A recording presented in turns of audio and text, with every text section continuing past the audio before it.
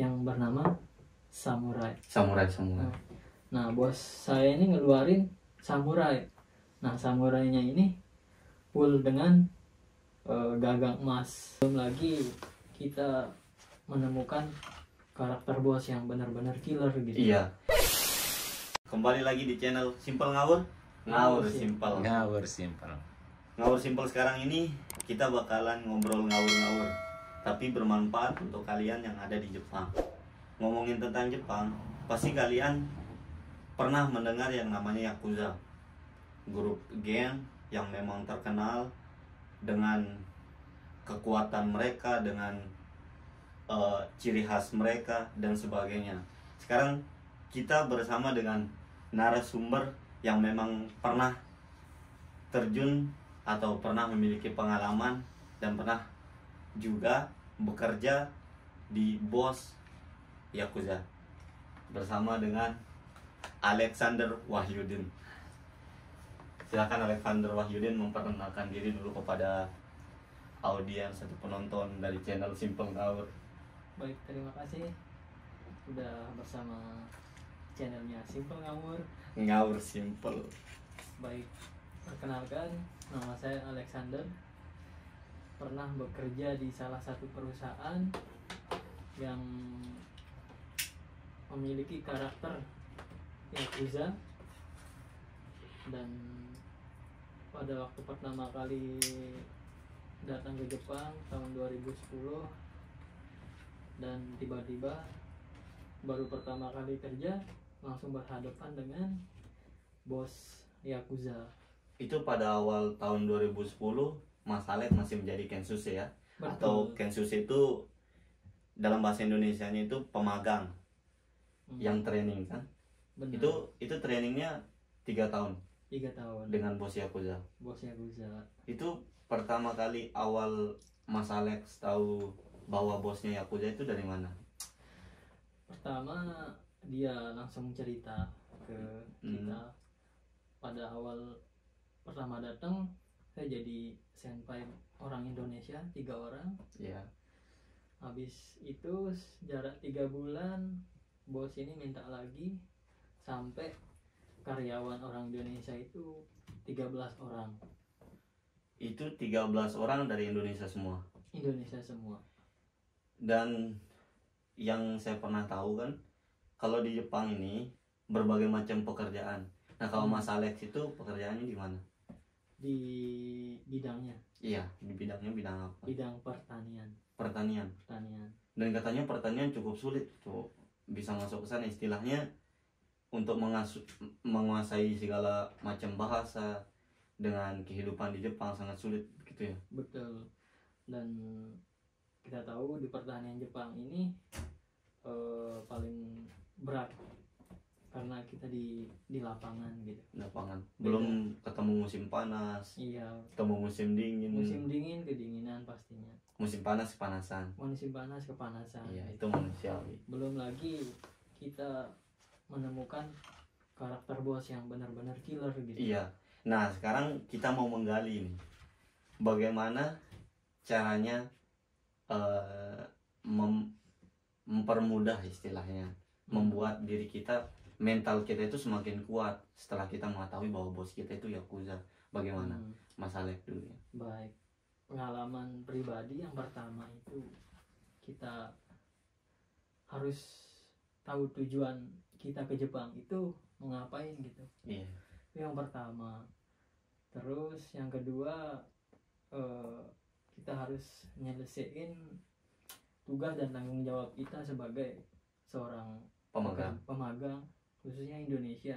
Iya. Nah, kita harus pegang kuat, bukan hanya sekedar kita memikirkan individu, tapi kita harus memikirkan bagaimana negara Indonesia itu dilihat kinerjanya bagus. Iya, benar-benar. Dan tetap semangat dalam bekerja apapun situasinya, hajar terus. Kan katanya kalau secara garis besar yang pernah saya tahu bahwa Yakuza itu menutup diri kalau di Jepang. Kalau orang awam kita dari luar negeri, istilahnya bahasa Jepangnya gaijin gitu kan. Kalau kita melihat orang itu, kita tidak tahu gitu apakah dia Yakuza atau orang biasa gitu. Dari mana betul. Mas Alex tahu bahwa bos Mas Alex itu yakuza? Nah pada waktu itu hari libur, kebetulan hari libur, kami diajak makan-makan, minum-minum di daerah rumahnya, di taman rumahnya itu. Nah kebetulan ketika kita udah minum-minum, bos ini tiba-tiba memperkenalkan sebuah alat yang terkenal di Indonesia, di Jepang, Di Jepang. yang bernama samurai. Samurai. Nah bos saya ini ngeluarin samurai.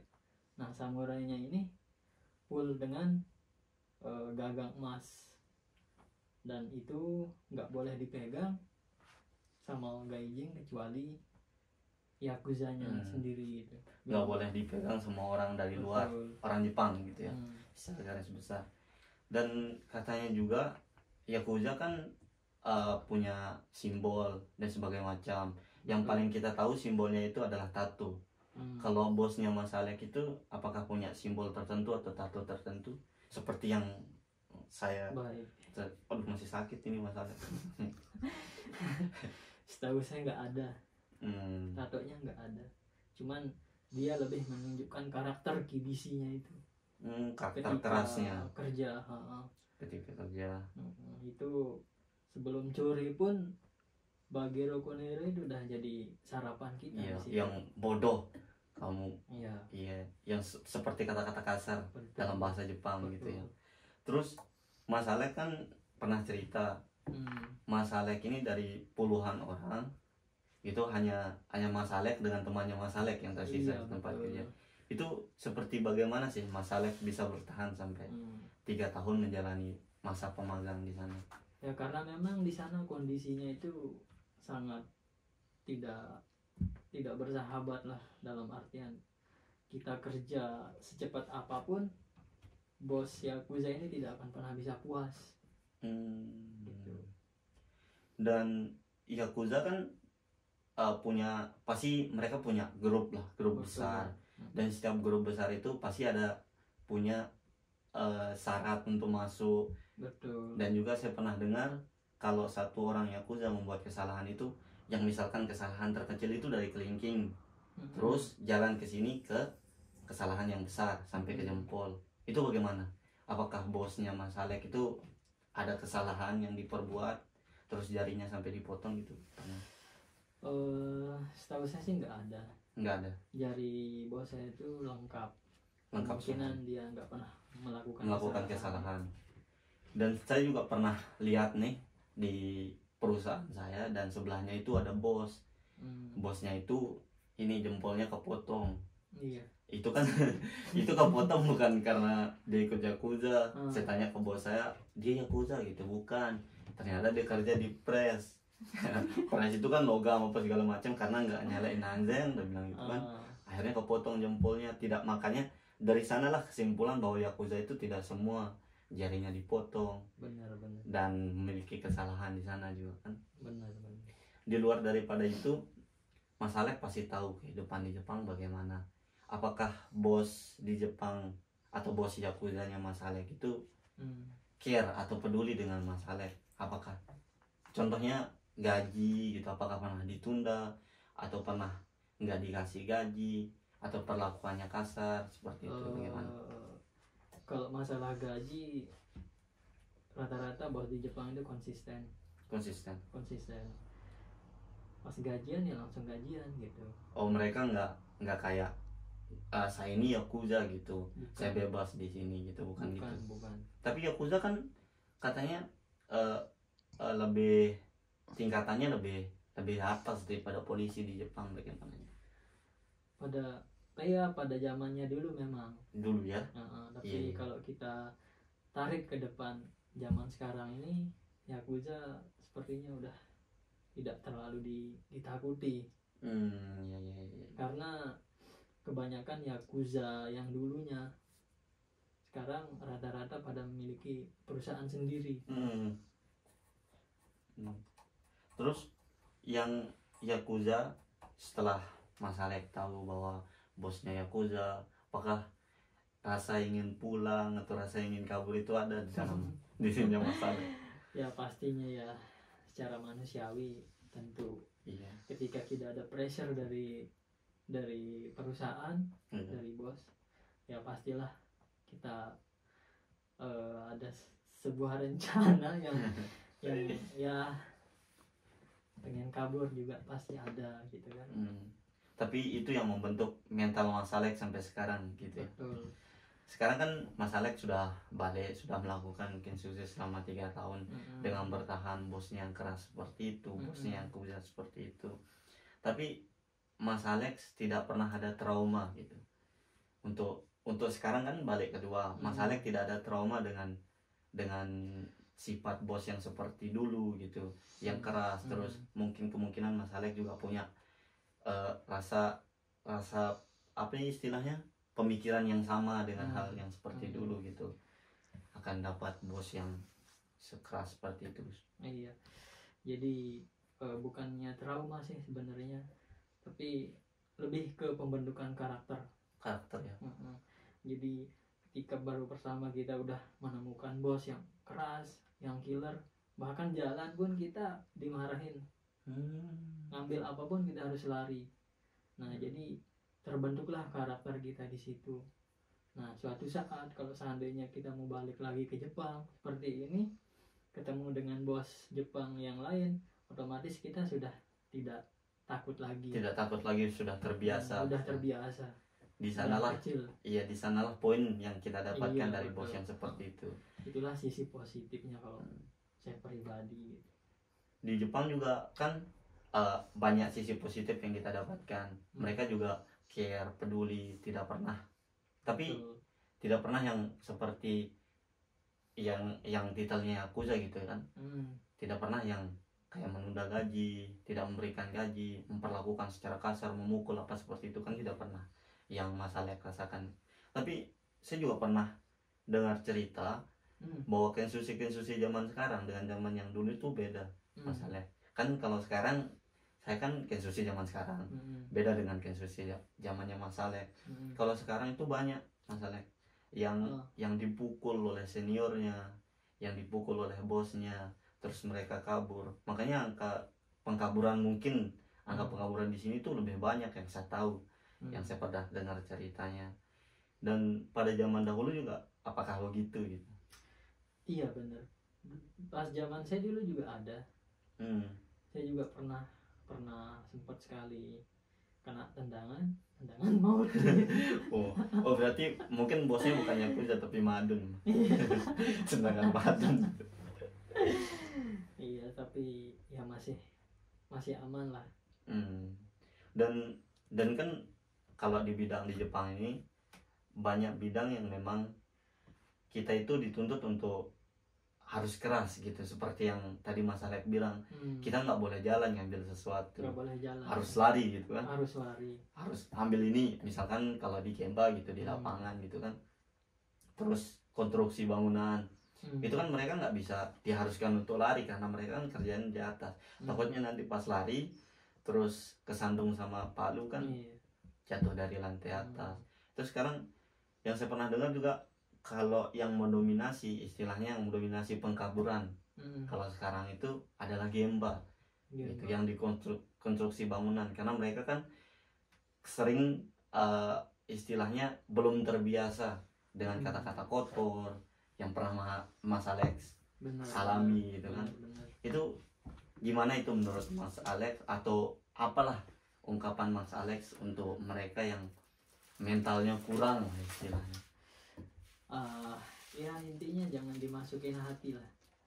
Selagi kita masih bisa kerja, bisa diberikan gaji, ya hajar terus gitu. Perkara mau marah, ya cukup sumimasen. Cukup itu saja ya. Tapi mereka orang Jepang ini kadang kan nggak peduli kalau kita itu datang ke sini dengan titel pemagang. Mereka harus tahu kalau kalian itu nggak mau tahu gitu kalau kalian itu di sini harus bisa kerja gitu. Iya betul. Ya terutama siapin fisik yang pertama. Yang pertama fisik. Kerja di pertanian sama di Gemba itu nomor satunya fisik ya. Terus yang kedua ya bahasa sih. Benar bahasa sih nomor satu sih. Iya. Kan fisik bakalan istilahnya menyesuaikan dengan keadaan kita di sini. Iya. Nah, Mas Alek, kita kan tadi udah bahas tentang Yakuza, mereka gimana tentang Yakuza. Tapi secara garis besar, apa kebaikan yang Mas Alex dapatkan dari 3 tahun magang dengan bos Yakuza, dengan kibisinya, dengan kerasnya dia, dengan apa yang Mas Alex alami dengan ucapan kotor segala macam itu. Terus sekarang bagaimana nih tipenya untuk membentuk mental dari Mas Alex sendiri gitu, yang pernah Mas Alex alami? Bagaimana cara membentuk mental untuk kensusi yang sekarang atau pemagang yang sekarang supaya tidak mengambil keputusan sendiri untuk kabur? Bagaimana? Ya, jadi harus yang pertama kita harus bawa nama Indonesia gitu. Iya. Jangan sampai citra Indonesia ini jadi buruk di matanya orang Jepang. Benar. Kalaupun nantinya kita kabur, tapi kasihan nanti teman-teman yang mau datang ke Jepang, adik-adik kita, teman-teman iya, kita benar, setuju. jadi terhambat Ya.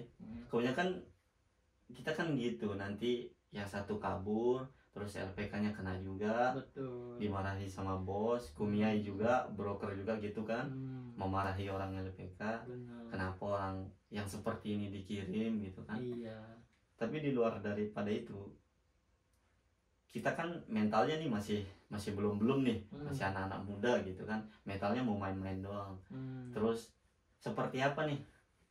Seperti yang tadi Mas Alex bilang kan, kita harus bisa bahasa, fisik juga mantap. Di luar daripada itu, Mas Alex sarankan seperti apa?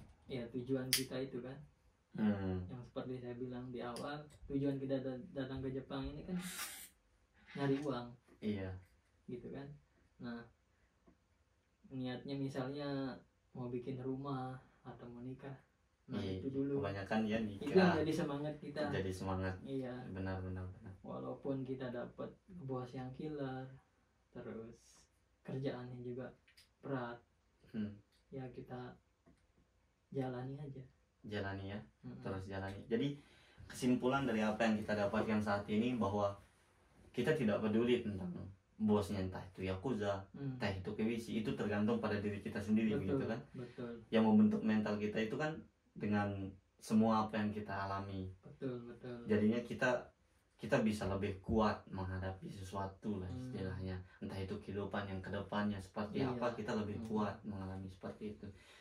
Jadi kita tidak peduli dengan apa yang mereka omongkan, dengan apa yang kita alami sekarang. Iya. Itu yang paling penting adalah tujuan kita, begitu ya Mas Alex. Iya, benar. Jadi kesimpulannya seperti itu. Harus tetap semangat. Tetap semangat, jalani apa yang bisa dikerjakan selagi masih bisa. Masih bisa. Kesempatan anak muda gitu kan. Masih muda kan. Iya. Masa muda kita tidak bisa ulangi 2 kali. Jadi buat pemagang-pemagang yang akan datang ke Jepang itu, seperti yang Mas Alex alami, itu hanya segelintir orang yang bisa mengalami seperti itu. Tidak semuanya orang yang seperti itu. Ada juga yang bosnya baik, mereka juga dapat perlakuan yang baik semenjak awal mereka masuk ke Jepang. Pasti gitu kan. Ini hanya sekedar istilahnya gambaran bahwa kerja di Jepang itu tidak mudah, dengan keadaan atau dengan budaya di Jepang, dengan bahasa kita yang berbeda. Tapi dengan keadaan seperti itu, kita bisa membentuk mental kita semakin lebih kuat lagi di negara kita sendiri. Kita di sana diakui gitu kan. Kalau kita pulang setelah 3 tahun menjadi pemagang, kita diakui bahwa mental kita sudah oke nih, mantap nih buat di rumah nih, buat jadi apa gitu kan. Jadi jangan takut buat ke Jepang, kalian pasti bisa gitu. Semangat terus. Ingat tujuan kalian, apa tujuan kalian ke sini dan apa niat kalian ke sini. Itu kalian harus tetap pada pendiriannya gitu. Iya. Oke, cuma segitu saja dari Mas Alex sebagai narasumber kita saat ini, bahas tentang Yakuza. yang kalian bilang Yakuza itu serem, yang harus ngebunuh kalau ada kesalahan. Bukan seperti itu. Yang sebenarnya Yakuza adalah ya memang karakter mereka dari dulu gitu kan, yang dulu yang sekarang gitu. Oke lah, sampai nanti di ngobrol ngawur selanjutnya. Oke Mas Alex? Baik. Simpel ngawur simpel. Terlebih dahulu jangan lupa like, comment, dan share. Salah.